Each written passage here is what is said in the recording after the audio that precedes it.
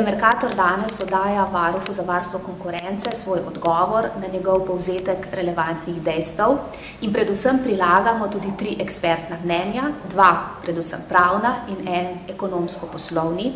Iz vseh mnenj izhaja, da je ravnanje Mercatorja, njegova poslovna praksa, sistema enotnih cenikov povsem običajna in najpogostejša praksa.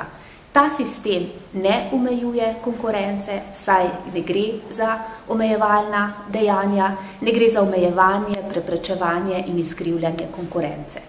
Kako se razlagate takšno razliko med ekspertnimi mnenji, ki ste jih vi pridobili? Mislim, da je to eden gospod doznan ekonomist oziroma pravnik iz ekonomske stroke, pa družba Karni, pa še eno pravno mnenje, pa pač varuha.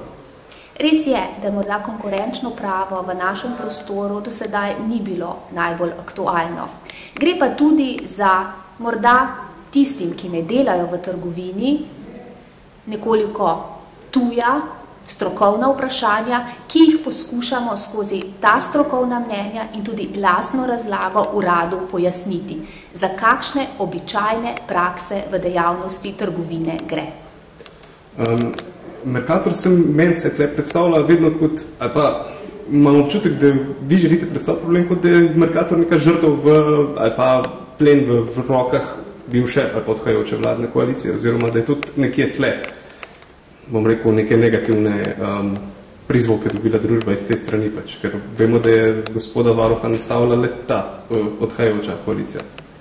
Fokus našega delovanja, fokus delovanja Mercatorja je vedno predvsem kupec, naš potrošnik. Vse naše delovanje je usmerjeno za to, da kupcu zagotavljamo največje ugodnosti.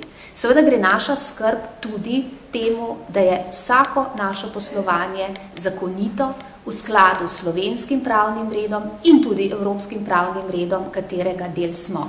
Tako da mi opravljamo samo svoj posel, tisto, kar je naša naloga. Z drugimi stvarmi se ne ukvarjamo. Torej, če potegnemo črto, Mercator in pa pač še drugi 2 družbi nista kršili evropskih predpisov o varstvu konkurenčnosti. V to smo prepričani, to izhaja in potrjuje tudi pravno mnenje mednarodnega strokovnjaka, profesor dr. John Temple Lanka.